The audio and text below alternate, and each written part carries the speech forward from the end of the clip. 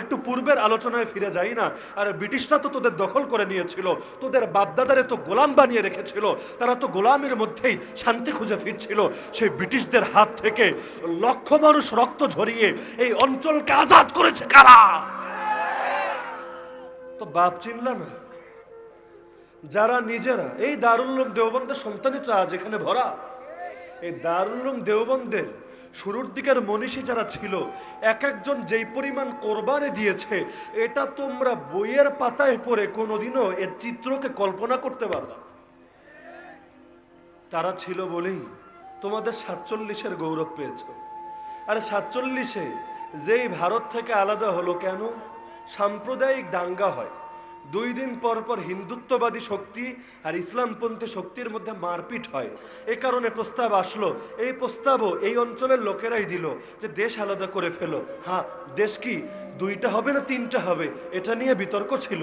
অনেকের মত ছিল 3টা হোক, এটা একটা, পাকিস্তান একটা, ভারত একটা। কিন্তু শেষে যে কোনোভাবে ষড়যন্ত্র হয়ে হোক, অন্য কোনো কারণে হোক, 2টা হলো। এক দেশ, মাঝখানে বিশাল আরেক দেশ, 2 পারে হলো তার 2 অংশ, ব্যাস হলো। তারপর 71 আসলো। 71 থেকে এই হিন্দুত্ববাদীরা আমাদের বন্ধু হয়ে গেল। নরেন্দ্র মোদী আমাদের এত বড় জিগরি দোস্ত হয়ে গেল। সেই নরেন্দ্র মোদীর বিরুদ্ধে কথা বললে মামুনুল হকরে হুইল চেয়ারে বসিয়ে দেওয়া হয়। সেই নরেন্দ্র মোদীর বিরুদ্ধে কথা বললে হাজারো আলেমকে কারাগারে ফেলে রাখা হয়। সেই নরেন্দ্র মোদীর বিরুদ্ধে কথা বললে সুস্থ সবল মানুষটাকে এমন নির্মম হালতে শিকার করা হয়, ঈদের দিনও পরিবারের লোক দেখা করতে পারে না। আরে সবার খাবার পৌঁছে, তার খাবারটাও পৌঁছতে দেওয়া হয় না। আর এই অপরাধে বছর পেরিয়ে যায়, সবার জীবনে ঈদ আসে, তাদের জীবনে ঈদ আসে না। সবার জীবনে সুখ আসে, উৎসব আসে, তাদের জীবনে সুখও আসে না, উৎসবও আসে না। আরে নিজেদের চোখেই তো দেখে এসেছি, দুনিয়ার সেই 2 নম্বরই মামলা খেয়ে, নাম সহকারে বলে দিতে পারবো, 2 নম্বরই মামলা খেয়ে মাসে মাসে কয়েক লাখ টাকা খরচ করে কি ভিআইপি ভাবে সেখানে তারা থাকে। আর সেখানে ওলামায়ে কেরাম কি কষ্টের মধ্যে দিনাতিপাত করে, এর সাক্ষী তো আমরা নিজেরাই। পৃথিবীর কারো থেকে শুনে এর সাফাই গাইতে হবে না। আরে অপরাধ কি? সেই বন্ধুর বিরুদ্ধে মাঠে নেমেছে, এটাই যদি অপরাধ হয়, এর চাইতে আরো বড় বড় অপরাধ তো সাজিয়ে দেওয়া হয়। মানুষের পকেট থেকে মানিব্যাগ চুরি করেছে, মোবাইল চুরি করেছে। এত বড় মানুষ যার মানিব্যাগের অভাব পড়েছে, এ কারণে তাকে গ্রেফতার করা হয়েছে। যার মোবাইল কেনার টেহা নাই, এ কারণে তাকে বন্দী করা হয়েছে। তো যাই হোক, অপরাধ কি? সেই হিন্দুত্ববাদী নেতা সেই গুজরাটের কসাইয়ের বিরুদ্ধে তারা একটু প্রতিবাদ করেছে। আরে এই গুজরাটের কসাই থেকে তাহলে আলাদা হয়েছিল কেন 47-এ? বলবেন রাজনৈতিক কথার দিকে যাচ্ছেন কেন? আরে আপনি আমাকে বলেন, ইসলাম আর রাজনীতি কি আলাদা জিনিস? ইসলাম ছাড়া, ইসলামের ফিল্টার ছাড়া, ইসলামের চশমা ছাড়া পৃথিবীর কোনো জিনিসকে দেখার সুযোগ আছে? কেউ যদি বলে আমি একটা জিনিসকে ইসলামের চশমা খুলে দিয়ে মূল্যায়ন করব, সে আর মুসলমান থাকবে না, মুশরিক হয়ে যাবে।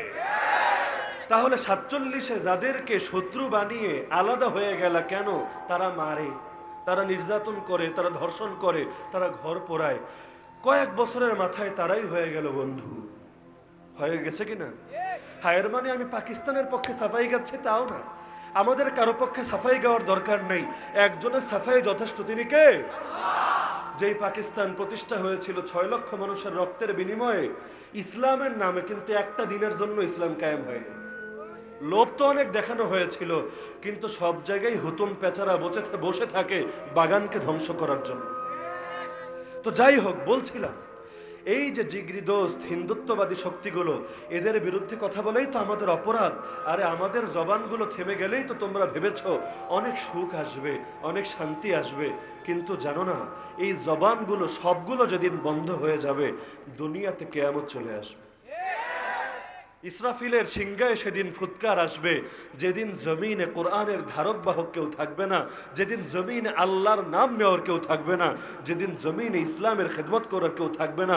সুতরাং হে ওলামায়ে কেরাম, হে তালেবুল ইলমরা, হে হাফেজ সাহেবরা, দুনিয়ার মানুষরা, দুনিয়ার জালেমরা আপনাদেরকে মূল্য দিক বা না দিক, নিজেদের মূল্য নিজেরা কখনো ভুলবেন না। এই পৃথিবীর মধ্যে আপনারা সবচাইতে দামি, আপনাদেরকে এই পৃথিবীর মধ্যে শান্তি আনতে হবে, এই পৃথিবীর মধ্যে কল্যাণ প্রতিষ্ঠা করতে হবে। এই পৃথিবীর মধ্যে রাসূলুল্লাহ সাল্লাল্লাহু আলাইহি ওয়াসাল্লাম যেমন সমাজ কায়েম করে গিয়েছিলেন তেমন সমাজ কায়েম করতে হবে। আবু জাহাল ভুল বুঝতে পারে, আবু লাহাব ভুল বুঝতে পারে, আবু সুফিয়ান তেরে আসতে পারে, কিন্তু ভুলে গেলে চলবে না। আপনারা নায়েবে রাসূল, কেউ ভুল বুঝলেই, কেউ তেরে আসলেই ঘাবড়ে যাওয়া যাবে না, মনোবল হারানো যাবে না। আল্লাহ হারাম করেছেন ওয়ালা তাহিনু ওয়ালা তাহজানু, দুঃখ করবা না খবরদার, আফসোস করবা না খবরদার, মন ভাঙবা না খবরদার, ওয়ান্তুমুল আলাউন। আরে বান্দা, পরীক্ষা তো দেওয়াই লাগে, তুমিও পরীক্ষা দিচ্ছ, কিন্তু বিশ্বাস করো তুমি হবা সুপার পাওয়ার। কারণ ইসলাম সর্বদা উপরে থাকে, ইসলাম কখনো নিচে আসে না। যে ইসলামকে ধারণ করে সেও উপরে থাকে। আমার আল্লাহ কোরআনকে হেফাজত করবেন কিয়ামত পর্যন্ত। কিভাবে করবেন? এই সিনাগুলো দিয়েই তো করবেন। আরে বলে না, কোথায় আল্লাহ হেফাজত করবেন? আমার আল্লাহ হেফাজতের মাধ্যম এই সিনাকে বানিয়েছেন। আরে নবী মুসার মতো আমার আল্লাহ কাঠের ফলকে লিখে কিতাব দেন নাই, অন্যান্য নবীদের মতো লিখিত আকারে কিতাব দেন নাই। আমার আল্লাহ জিবরিলকে পাঠিয়েছেন, গিয়ে পড়ে শুনিয়ে আসো। তিনি এসে শুনিয়েছেন মুহাম্মদুর রাসূলুল্লাহ সাল্লাল্লাহু আলাইহি ওয়াসাল্লামকে, তিনি পড়ে শুনিয়েছেন তার সাহাবীদেরকে সিনা বে সিনা, এক বুক থেকে আরেক বুক, এক বুক থেকে আরেক বুক, এভাবে আস্তে আস্তে আমাদের পর্যন্ত এসেছে। যার কারণে আমাদের কোনো ইলম সনদ ছাড়া না, আমরা কোরআন শিখেছি, এটারও সূত্র আছে। আমরা কসম করে বলতে পারবো এই কোরআনই সেই কোরআন যা নবীর উপর নাজিল হয়েছিল। যে হাদিস পড়েছি, কসম করে বলতে পারবো এই হাদিসগুলোই সেই হাদিস যা নবীর মুখ থেকে উচ্চারিত হয়েছিল, যা নবীর কাজে কর্মে প্রতিফলিত হয়েছিল। কোনো কিছু আমরা বানাই না, কোনো কিছু আমরা সংযোজন করি না। আরে তারপরও সেই রবের কথা বলাই, সেই নবীর আদর্শ উপস্থাপন করাই যদি তোমাদের চোখে অপরাধ হয়, আরে তোমরা আমাদেরকে বলতে থাকো অপরাধী, তোমাদের বলায় কিছু আসে যায় না, তোমাদের বলাকে আমরা পরোয়া করি না। আমরা একজনের আযাবকেই পরোয়া করি, একজনের রাগকেই পরোয়া করি। তায়েফের ময়দানে আমার নবীকে মারতে মারতে রক্তাক্ত করে ফেলা হলো। আরে যেই নবীর রক্তের দাম গোটা জমিনের চাইতে বেশি, গোটা আসমানের চাইতে বেশি, সব কিছুর চাইতে বেশি, সেই নবীকে মারতে মারতে রক্তাক্ত করে ফেলা হলো। নবী আল্লাহকে বলে কি? আরে চিন্তা করেন, নবী আল্লাহকে কি বলে? আল্লাহুম্মা ইনলাম ইয়াকুন বিকা গাদাবুন আলাইয়া ফালা উবালি। হে আল্লাহ, আমার উপর যদি আপনার রাগ না থাকে, আমার উপর যদি আপনার সন্তুষ্টি না থাকে, আমার কোনো পরোয়া নাই। কে মারলো, কে রক্তাক্ত করলো, কে হত্যা করলো, কে আমাকে তেড়ে আসলো, কে কবুল না করে জুলুম করলো, আল্লাহ কোনো কিছুরে আমি ভয় পাই না, কোনো কিছুরে আমি পরোয়া করি না।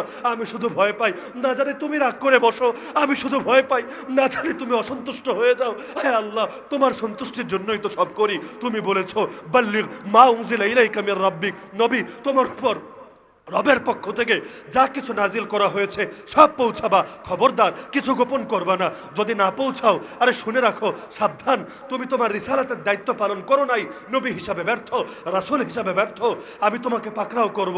আর শুনো, পৌঁছাতে গেলে ভয় আছে। আরে কারে ভয় পাবো তুমি? আল্লাহু ইয়াসিমুকা মিনান নাস, আল্লাহ তোমাকে মানুষের হাত থেকে হেফাজত করবে। তারা হয়তো তোমাকে জানে মারতে পারবে, জানে ক্ষতি করতে পারবে, কিন্তু শুনে রাখো তোমার আদর্শরে কোনোদিন মিটাতে পারবে না।